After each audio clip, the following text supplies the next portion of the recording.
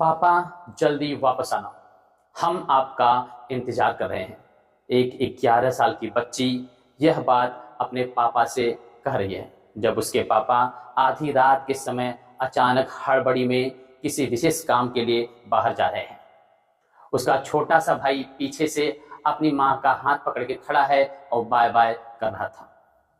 इन बच्चों को अपने पापा को इस तरह अचानक जाते हुए देखकर कोई आश्चर्य नहीं होता था, क्योंकि इनकी तो आदत पड़ चुकी थी कि उसके पापा कोई 9 से 5 की नौकरी करने वाले कोई सामान्य व्यक्ति नहीं, बल्कि इंडियन आर्मी के डेकोरेटेड सीओ कर्नल हैं। आज रात एक मिलिटेंट ऑपरेशन को कंडक्ट करने के लिए जा रहे हैं। एक 11 साल की बच्ची इतना तो समझ सकती है कि आर्मी के ऑफिसर को पर्सनली उसमें जाने की जरूरत नहीं है। फिर भी वह अपने पापा से कभी नहीं पूछा कि आप इस तरह के खतरनाक ऑपरेशन में क्यों जाते हैं। उसके दिमाग में कभी ऐसा ख्याल आया ही नहीं कि उसके पापा के साथ कुछ गलत हो सकता है, क्योंकि उसके पापा दुनिया के सबसे स्ट्रांग आर्मी मैन, सेना मेडल से सम्मानित हैं। वे भारतीय आर्मी के हीरो हैं। नमस्कार दोस्तों, मैं यतिन सिंह फिर एक सच्ची घटना के साथ। अगर आप नए हो तो हमारे इस चैनल को लाइक और सब्सक्राइब कर दें। आज ऐसी कहानी मैं आपके सामने रख रहा हूं जो उस ऑफिसर की नहीं, उसके परिवार की भी है, जो उसके परिवार के साहस और हिम्मत की है, जो इस बात का सबूत है कि इंडियन आर्मी अपने ऑफिसर्स के साथ साथ उसके परिवार को भी वैल्यू देती है, जो दुनिया में किसी भी आर्मी में नहीं है। यह कहानी है राष्ट्रीय राइफल के सीईओ संतोष महाडिक की, उनकी पत्नी स्वाति महाडिक की। एक ऐसी पत्नी जो अपने पति के शहादत के 1 साल के अंदर अंदर ऐसा निर्णय लेती है जिसको सुन करके बड़े बड़े धुरंधरों की आंखें फटी की फटी रह जाती हैं, उनकी आंखें गीली हो जाती हैं। नवंबर की शुरुआत में सूर्य की पहली किरणों के साथ ही बर्फ की पहली पहली चादर पर उसके ऊपर कुछ खतरनाक पैरों के निशान पड़ने शुरू हो जाते हैं। 3 नवंबर 2015 के दिन एक गांव में कुछ संदेहास्पद व्यक्ति पहाड़ के ऊपर चढ़ते हुए स्पॉट करते हैं।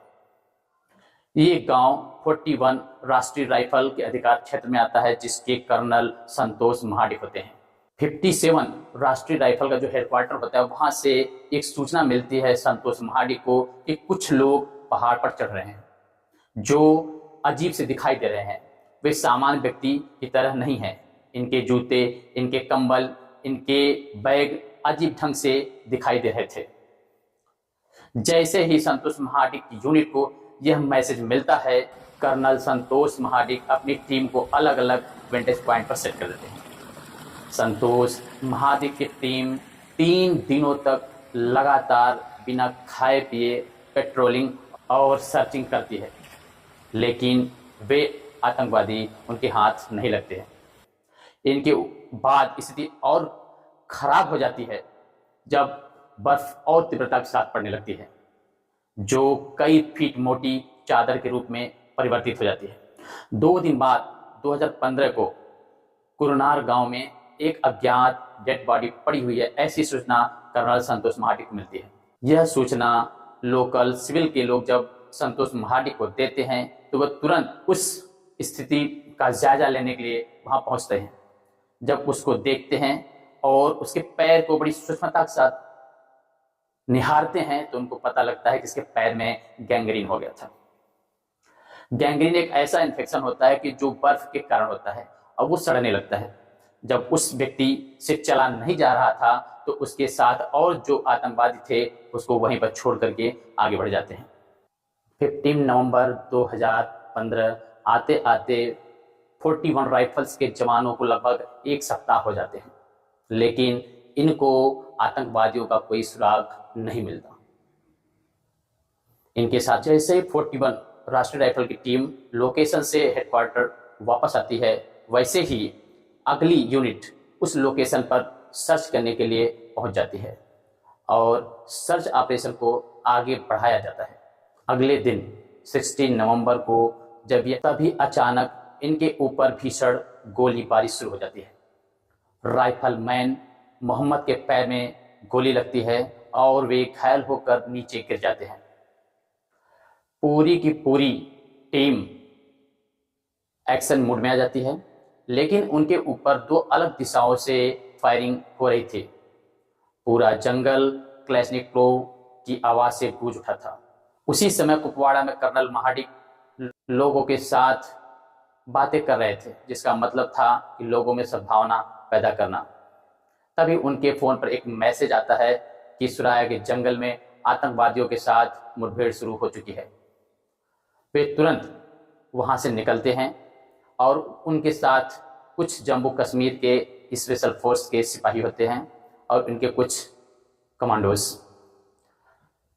ये सब लोग अपनी गाड़ियों में बैठ करके सुराया के जंगल की तरफ रवाना हो जाते हैं। सुराया पहुंचते ही कर्नल महाडिक सबसे ऊंची चोटी पर फटाफट चढ़ जाते हैं। वे अपने लोकेशन के ऊपर नजर रख रहे होते हैं। इसी बीच घायल मोहम्मद को जंगल से बाहर निकाला जाता है और उसको हॉस्पिटल के लिए भेज दिया जाता है, जहां पर उसकी जान बच जाती है। कर्नल महाडिक 16 नवंबर की पूरी रात को बिना पलक झपकाए हड्डियां गलाने वाली ठंड में पूरी रात गुजार देते हैं।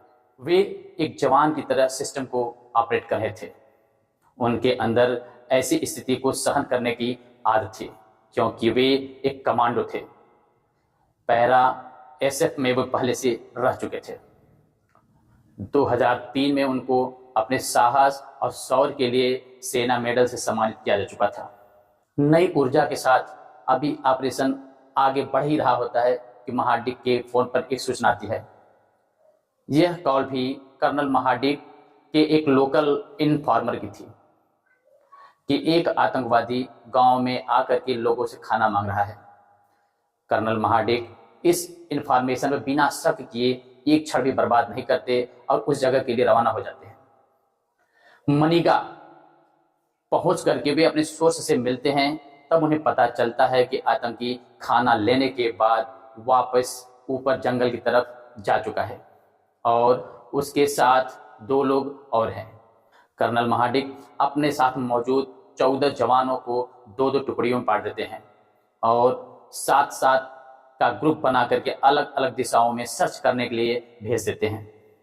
कर्नल महाडिक की जो दोनों टीमें थीं, उनको आतंकवादियों की कोई सूचना नहीं मिलती। उनका एक ग्रुप बैठ जाता है।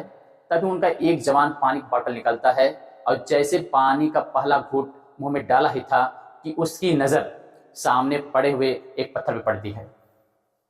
इस पत्थर पर के ऊपर एक आधी कटी ग्लास जो प्लास्टिक की थी, बड़े सिंपल ढंग से रखी हुई थी। उसके बगल में स्टोव भी था और स्टोव के ऊपर एक पतीला भी रखा हुआ था। टीम जब पास जाकर देखती है, पतीले के अंदर चावल और ताजा गोश्त पड़ा हुआ था। इसका मतलब यह था कि आतंकवादी कहीं आसपास ही मौजूद थे। वे ज्यादा दूर नहीं गए होंगे। लेकिन मजबूरी ये थी कि अब इस टीम को यह पता लग चुका था कि आतंकवादियों ने हमारी टीम को स्पॉट कर लिया है, जो इनके लिए एक खतरनाक और रिस्की था। रिज लाइन से जंगल की तरफ बढ़ना शुरू कर देते हैं। जंगल में आगे बढ़ते हुए जम्मू कश्मीर के एक सिपाही की नजर झाड़ियों में पड़ती है, जो काले रंग के कपड़े पहने हुए बैठा हुआ था। वह तुरंत कर्नल महाडिक को अलर्ट करता है। कर्नल महाडिक अपनी टीम को ऑर्डर करते हैं कि अपनी राइफल को ब्रश फायर मोड में सेट कर लो। अपनी राइफल को रैपिड मोड में करने के बाद सारे जवान अपनी सांसों को रोक करके झाड़ियों की तरफ बढ़ना शुरू कर देते हैं। इस वक्त कीड़े मकोड़े की आवाज को भी एचडी क्वालिटी में सुना जा सकता था। ये होती है भारतीय कमांडो की ट्रेनिंग। भारतीय कमांडो इतने शांत ढंग से आगे बढ़ रहे थे, लेकिन तभी अचानक एक आतंकी अपने पोजीशन से दूसरी तरफ दौड़ता है और दूसरा आतंकी अपनी जगह ही बैठा रहता है। कर्नल महाडिक 600 राउंड एक साथ गोलियां ताबड़तोड़ उसकी तरफ ब्रश फायरिंग कर देते हैं और वह मिलिटेंट वहीं पर मारा जाता है। लेकिन दूसरा आतंकी जिसने अपनी पोजीशन बदली थी, उसकी कई सारी गोलियां कर्नल महाडिक को आकर के लग जाती है और वो नीचे गिर जाते हैं। लेकिन नीचे गिरने के बाद उनकी फायरिंग बंद नहीं होती। वे लगातार उस मिलिटेंट की तरफ फायरिंग कर रहे थे जो एक बड़े से पत्थर के पीछे छुपा हुआ था। उस आतंकवादी को वहां से भागने का समय नहीं मिल रहा था। जब कर्नल महाडिक ताबड़तोड़ फायरिंग कर रहे थे और वह मिलिटेंट उस पत्थर के पीछे से कहीं भागने में सफल नहीं हो रहा था, तभी इनके कमांडोज दूसरी तरफ से उस आतंकवादी को मौत के घाट उतार देते हैं और वहां से कर्नल महाडिक को इनके कमांडोज अपने कंधे पर लादते हैं और बड़ी तेजी से लगभग 1.5 किलोमीटर की दूरी तय करके जंगल से बाहर आते हैं। जंगल से बाहर आने के बाद वे हेलीकॉप्टर से संपर्क करते हैं, लेकिन ऐसी जगह पर वो थे कि वहां पर हेलीकॉप्टर उतर नहीं सकता था क्योंकि वहां पर बड़ी बड़ी झाड़ियां और नाले थे। इस स्थिति को देखते हुए उनको जमीन के रास्ते हॉस्पिटल तक पहुंचाया जाता है, लेकिन वहां के डॉक्टर्स इस बात से बड़े परेशान हो जाते हैं कि 7 गोलियां जिनके शरीर में लगी हुई है वो केस हमारे यहाँ पूरी तरह से हैंडल नहीं किया जा सकता। अतः वे उनको श्रीनगर हॉस्पिटल ट्रांसफर करते हैं, जहां पर जाते समय उनकी मौत हो जाती है। लेकिन उसी समय इनकी पत्नी का फोन आता है इनके समकक्ष एक कर्नल के पास, जिनका नाम राकेश होता है। वो पूछती हैं कि मेरे पति जिंदा हैं या नहीं। राकेश उसमें कुछ बोल नहीं पाते, लेकिन लगभग 2 मिनट बाद फिर उन्हीं का फोन आता है और कहती हैं कि मेरे पति को कितनी गोलियां लगी हुई हैं। कर्नल राकेश बताते हैं कि 7 गोलियां लगी हैं, उनकी स्थिति बहुत ही नाजुक है।